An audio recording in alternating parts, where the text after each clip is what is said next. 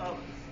And again, that's the gist of this book. He said, Ryan, what's that got to do with economics? You know, I heard a quote the other day that really just struck within me. And they said, you know, Ryan, love don't pay the bills. And I listened to that. He said, Ryan, you know, you talk about love all the time. Love doesn't pay the bills. I said, well, let me prove you wrong, and let me just show you how love not only pays the bills, but can do a whole lot of things in terms of empowerment that we would never imagine to be true. Because in one of the persons I like to quote within the book, Madam C.J. Walker, they asked her, they said, why does she want to be the first African-American millionaire? She said, well, the more money that I made, the more people I can help. It wasn't for the sake of making money. It wasn't for the sake of just trying to earn a dollar. It was for the sake that if she put herself in a better situation, that the more money she made, the more people she can turn around and help somebody else to find a better way. And there's a lot of instances that we have seen in this economy that the lack of love, I don't think anybody can deny in 2007, we saw a whole lot of selfishness. 2007, we saw a whole lot of folks really only worried about the things that are concerned only to them. You know, the two most powerful forces in the entire world are love and selfishness. And a lot of times if you ask someone, they say, listen, why is financial literacy important? What they'll say, well, financial literacy is important because I can retire and I can buy a home and I don't have to spend my golden years working for the golden arches, and I want to be able to, you know, these are all valid reasons, and I'm not going to, you know, I wouldn't begrudge anyone from saying that these are good reasons for why you want to be fiscally responsible. But then we miss out on the larger perspective of making sure that the understanding that it's hard to give back to your community if you're going through foreclosure.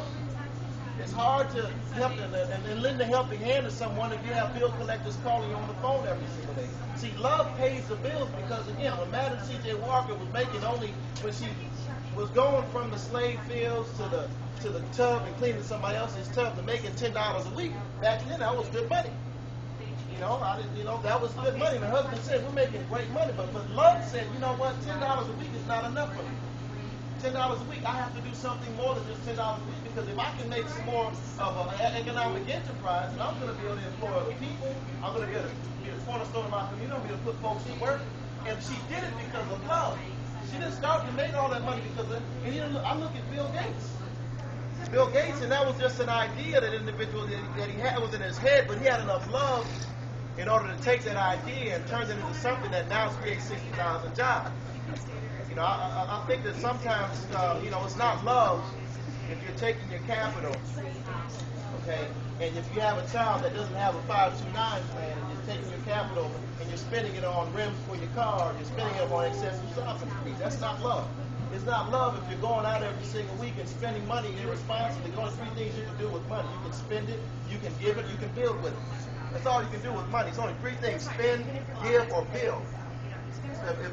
In this community across the country, 85% of every dollar is always spent on consumption, things we don't need, with money we don't have, to impress folks that we don't like.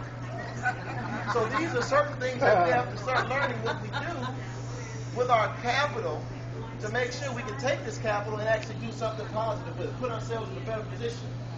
You know, and we saw in 2007 individuals, and we can point fingers all day, and I'm telling you right now, I'm tired of pointing fingers. We can point fingers all day long. We look and say, you know what, corporations, they're the greedy ones. Wall Street was at fault. It's Wall Street's fault. Because they're the ones going out and taking excessive bets on our capital and doing all these things and using Wall Street like a slot machine with a taxpayer credits. Well, that's true to a certain extent. We said it was the government's fault.